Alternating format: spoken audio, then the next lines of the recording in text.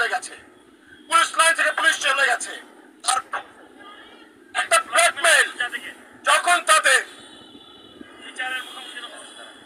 তাদের বিট্রেটা করা দরকার ছিল ফ্যাসিস্ট হাসিনার বিরুদ্ধে, তখন তারা সেটা না করে এখন বিট্রেটা করছে সাধারণ ছাত্র জনতার বিরুদ্ধে। এখন এটা বলতে পারি আমরা একটা ব্ল্যাকমেইল। সো এই ব্ল্যাকমেইল আপনাদেরকে মনে রাখতে হবে, এই ব্ল্যাকমেইলে বাংলাদেশের মানুষ কিন্তু ভয় পায় না, বাংলাদেশের ছাত্র জনতা এই ব্ল্যাকমেইল ভয় পায় না। সবাইকে মনে রাখতে হবে, আপনারা যদি এখন কর্মস্থলে না ফেরেন, যে 1.5 লক্ষ মানুষ এই যে হত্যাকাণ্ডের সঙ্গে যুক্ত ছিল, এই গণহত্যার সঙ্গে যুক্ত ছিল, যে 1.5 লক্ষ মানুষ এখন বিট্রে করছেন, মনে রাখবেন বাংলাদেশে এখন 26 লক্ষ বেকার রয়েছে।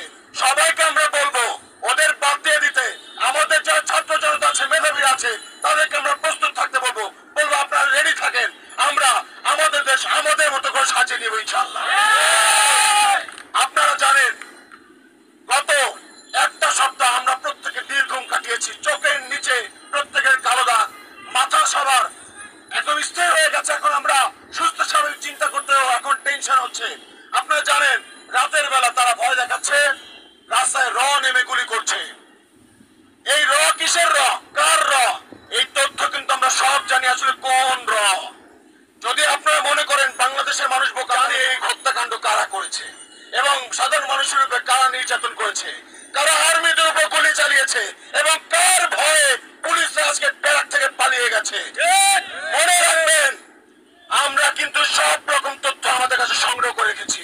এর বিচার আপনারা যদি ঠিক মতো আমাদের কথা না শোনেন, আজ হোক কাল হোক 12 বছর পরে হোক, এর বিচার ছাত্র জনতা করেই ছাড়বে ইনশাআল্লাহ। আপনাদেরকে বারবার বলছি, আপনারা যারা ফ্যাসিস্ট হাসিনার দাবিদারি করেছেন, আপনারা অতি দ্রুত বাংলাদেশের মানুষের কাছে ক্ষমা চান। এত দাবি দেওয়া না করে এই যে দাবি আপনারা করছেন, ব্ল্যাকমেইল আপনারা করছেন, আমরা জানি বাংলাদেশের এখন অর্থনৈতিক অবস্থা টালমাটাল অবস্থা। আপনারা যে ব্ল্যাকমেইল করে এখন ছাত্র জনতাকে বিপদে ফেলানোর চেষ্টা করছেন, এটা আমরা ভালো করে বুঝে গেছি। আপনাদের এই বিপদে যে ভয় আপনারা দেখাচ্ছেন, এই ভয় আমরা আর পাই না। মনে রাখবেন আমরা আজকে বাংলাদেশের ছাত্র জনতা এক হয়েছি, মানে বাংলাদেশের 18 কোটি মানুষ একসাথে দাঁড়িয়ে গেছে। প্রত্যেকটা রাস্তায় অলিগলিতে মানুষ কথা বলছে।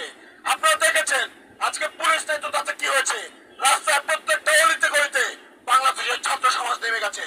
তারা নিজে নিজ দায়িত্ব কাঁধে নিয়ে তার ট্রাফিক পুলিশের দায়িত্ব পালন করছে, তারা বাজার মনিটরিং করছে, তারা দেয়ালে দেয়ালে যে সকল পোস্টার ছিল সেটা পর্যন্ত তুলে ফেলছে। তো আপনারা যারা এই ষড়যন্ত্রের সাথে যুক্ত, তাদের তুলে ফেলতে এই শিক্ষার্থীদের 2 মিনিট সময় লাগবে না। আপনাদের আমাদের কথা দীর্ঘ না করে আমরা আমাদের 4টি দফা সবার কাছে বলতে চাই।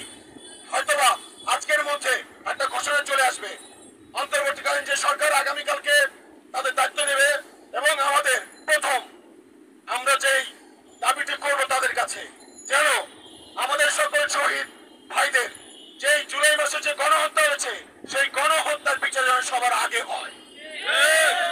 আমাদের দাবিগুলো আমরা ঘোষণা করছি। প্রথম দফা 1, আইন শৃঙ্খলা রক্ষাকারী বাহিনীর সর্বোচ্চ পর্যায় থেকে সর্বনিম্ন পর্যায় পর্যন্ত যারা উক্ত নারকীয় হত্যাকাণ্ডে প্রত্যক্ষ এবং পরোক্ষভাবে জড়িত, তাদের প্রত্যেককে অনতিবিলম্বে আইনের আওতায় এনে দ্রুত বিচার নিশ্চিত করতে হবে। 2, ফ্যাসিস্ট হাসিনার শাসনামলে আইন শৃঙ্খলা রক্ষাকারী বাহিনীতে যত অবৈধ নিয়োগ করা হয়েছে, অতি দ্রুত তার সুষ্ঠু তদন্ত সাপেক্ষে সেই সকল নিয়োগ বাতিল করতে হবে। 3, যে সকল দুর্নীতিবাজ আইন শৃঙ্খলা রক্ষাকারী বাহিনীর কর্মকর্তারা অনৈতিকভাবে পাহাড় সম সম্পদ গড়ে তুলেছে, তা বাজেয়াপ্ত এবং বাজারকৃত সম্পদ অনতিবিলম্বে দেশে ফিরিয়ে আনার ব্যবস্থা করতে হবে। 4, অনতিবিলম্বে আইন শৃঙ্খলা রক্ষাকারী বাহিনীর বিশেষ করে পুলিশ সদস্যদেরকে কর্মস্থলে ফিরে দেশের মানুষের জান ও মালের নিরাপত্তা প্রদানের জন্য আহ্বান জানাচ্ছি। বাংলাদেশের পুলিশ, আমরা বিশ্বাস করি যারা আপনারা কনস্টেবল পর্যায়ে ছিলেন, আমরা জানি যে আপনারা হুকুম পালন করেছেন শুধুমাত্র। তবে যে ছেলেটা রামপুরায় রেলিং এ ঝুলেছিল, প্রাণ বাঁচাতে ঝুলেছিল তাকে যে আপনারা গুলি করলেন, আপনার মনে কি একটু মায়া জাগে নাই? তাকে কি আপনি বাঁচাইতে পারতেন না? আপনাকে কে নির্দেশ দিয়েছে তাও নির্বিচারে গুলি চালাতে? এই সব রকম প্রশ্ন আমরা তুলবো। এরপর আপনাদের প্রত্যেককে আমরা আইনের আওতায় নিয়ে আসবো। এছাড়াও বলতে চাই, যারা এখানে আছেন, আমরা সাধারণ জনতা, আমরা কেউ আইন ভঙ্গ করব না। এখন দেশটা আমাদের সবার, আমাদের সিদ্ধান্তই চূড়ান্ত সিদ্ধান্ত বলে গণ্য হবে ইনশাআল্লাহ। আপনারা যারা আছেন, আপনারা হয়তো কম বেশি সবাই জানেন, পুলিশের কাছে, পুলিশের হেফাজতে গত 6 মাসে 72 জনের মৃত্যু হয়েছে। এরকম গত 13 বছর 2013 সালেও যদি পুলিশের হেফাজতে মৃত্যু হয়, পুলিশের হেফাজতে নির্যাতন আইন পাস করেছে, কিন্তু আমরা এতগুলো বছরে সে আইন কিন্তু কোনোভাবে বাস্তবায়ন হতে দেখি নাই। এখন যেন সেটা নিশ্চিত করা হয়, আমরা সেটা দেখতে চাই। এছাড়াও বলতে চাই, পুলিশের স্বচ্ছতা, জবাবদিহিতা নিশ্চিত করতে হবে। কোনোভাবে ল অ্যান্ড অর্ডার যদি ব্রেক করে তাকেও শাস্তির আওতায় নিয়ে আসতে হবে।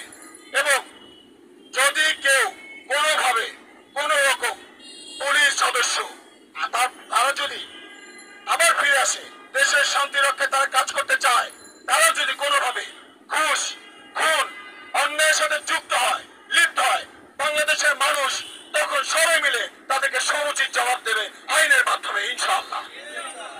আমি আগামী 24 ঘন্টা আলটিমেটাম দিচ্ছি, যদি আগামীকালকে অন্তর্বর্তীকালীন সরকার ক্ষমতা এসে প্রথম যদি